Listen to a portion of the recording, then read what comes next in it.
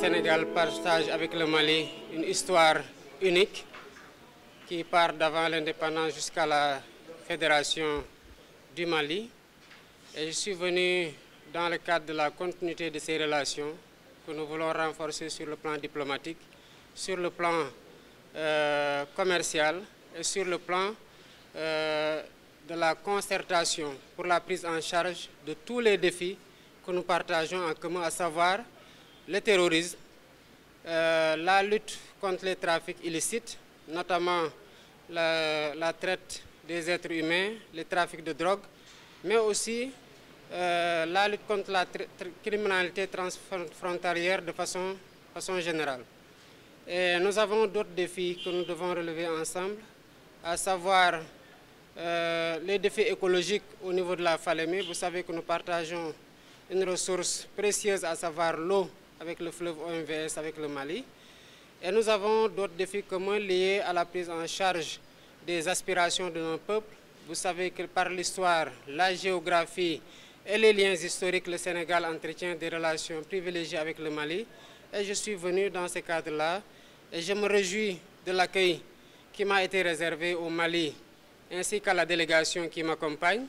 Je me réjouis aussi d'avoir trouvé à mon frère le colonel Assimi Goïta, président de la transition malienne, toute la disponibilité et l'engagement à renforcer la coopération bilatérale, mais aussi à renforcer la concertation sur le plan multilatéral, que ce soit au niveau sous-régional, régional, mais aussi au niveau international.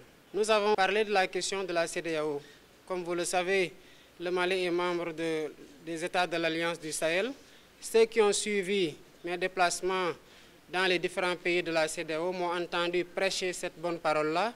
Je me suis évertué à en échanger longuement avec le colonel. De mon point de vue, nous pensons que nous devons continuer à travailler avec toutes les parties prenantes, ne pas se décourager de trouver des issues heureuses qui nous permettent de renforcer l'intégration, soit en passant par la coopération bilatérale, mais aussi en essayant de corriger les impairs que nous avons notés dans la coopération multilatérale, notamment dans les instances sous-régionales et régionales, et qui nous ont valu cette situation regrettable que nous vivons.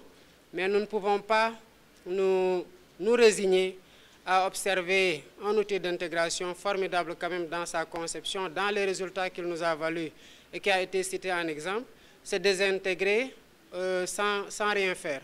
Il y a eu beaucoup de péripéties qui ont eu lieu, mais c'est justement parce que nous comprenons ça que nous devons pouvoir bâtir sur ces socles-là et repartir sur des bases nouvelles de coopération et d'intégration, quelle que soit l'échelle, qui nous permettent déjà de tirer les enseignements de ce que nous sommes en train de vivre, mais aussi de travailler à ne plus avoir à adresser ces mêmes problématiques-là, que ce soit pour les générations actuelles que pour les générations futures. Je terminerai juste par dire ce que j'ai dit partout.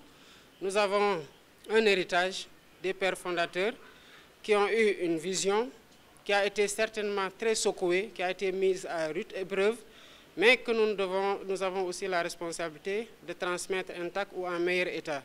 Maintenant, je voudrais ici saluer, pour ce qui est du cas du Mali, la posture de bravoure et de dignité du peuple malien qui, face aux difficultés qui ont été notées sur le plan sécuritaire et par rapport aux sanctions qui ont été infligées, quand même a tenu à garder une ligne directrice qu'elle a essayé de partager pour être comprise et qui a quand même su se relever. Et nous pensons que nous devons avoir cette solidarité agissante et cette fraternité renouvelée avec le peuple malien pour faire en sorte qu'il puisse sortir très rapidement de cette impasse-là. Et nous voyons les efforts qui sont déployés par le peuple malien à travers des concertations larges qui donnent des résultats. Et nous espérons, en tout cas nous avons foi en la résilience de ce peuple-là pour sortir victorieux très rapidement de cette impasse-là dans laquelle il est depuis quelque temps.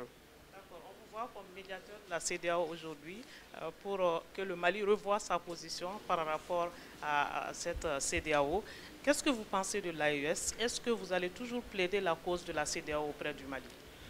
J'ai déjà plaidé la cause de l'intégration africaine de façon générale et elle part de l'existant, à savoir la CEDEAO, qui aujourd'hui est certainement très malmenée. Mais nous, comme je l'ai dit tout à l'heure, nous ne devons pas nous résigner et dire qu'on ne peut plus rien faire. Il y a des difficultés, il faut parler aux uns et les autres et les comprendre. Et à partir du niveau de compréhension et des écarts de position, voir ce qu'il est possible de bâtir à partir du socle qui est existant. Je rectifierai toujours pour dire que je ne suis pas médiateur de la CEDEAO, pas du tout. Je ne suis mandaté par aucune instance de la CEDEAO. Je n'ai jamais siégé à aucune réunion de la CEDEAO. J'ai été récemment élu. Je suis dans un parcours de prise de contact plutôt, de salutation, de remerciement. Comme vous le savez, le colonel Goïta a envoyé une délégation lors de ma prestation de serment. Et c'est juste dans le cadre de ces prestations, de ce périple-là, de remerciement, de prise de contact, de renforcement de la coopération bilatérale entre le Sénégal et les pays que je visite, que j'adresse aussi la question des relations multilatérales avec tous les pays, puisque nous mettons l'intégration africaine aussi comme un point important de notre mandat. J'en profite pour en discuter avec les pays, mais je ne suis mandaté par aucune instance, ni par la CEDEAO, ni par l'AES d'ailleurs. Dernière question, Monsieur le Président. Est-ce que c'est possible de voir le Sénégal dans l'AES dans les jours à venir? Le Sénégal n'est pas à l'étude de rejoindre un ensemble quel qu'il soit. Ce que nous sommes en train de renforcer, c'est qu'avec le Mali, par exemple, nous avons une frontière commune. Nous avons une histoire commune avec la Fédération du Mali, de laquelle le Sénégal est sorti. Nous avons la même devise, un peuple, un but, une foi. Et vous voyez le drapeau du Sénégal, il n'y a que l'étoile qui s'y ajoute, mais c'est la même disposition des couleurs et les mêmes couleurs. Et nous avons surtout des enjeux que nous avons à adresser ensemble, comme je l'ai rappelé tout à l'heure, sur le plan sécuritaire, mais surtout une coopération sur le plan des échanges à renforcer. Et nous avons aussi enfin une solidarité, une fraternité à exprimer au peuple malien et aux leaders du gouvernement malien pour leur dire que nous sommes à leur côté par rapport à la phase difficile qu'ils sont en train de travailler. J'ai été beaucoup agréablement surpris en tout cas par les positions maliennes sur le plan du renforcement de ces coopérations bilatérales.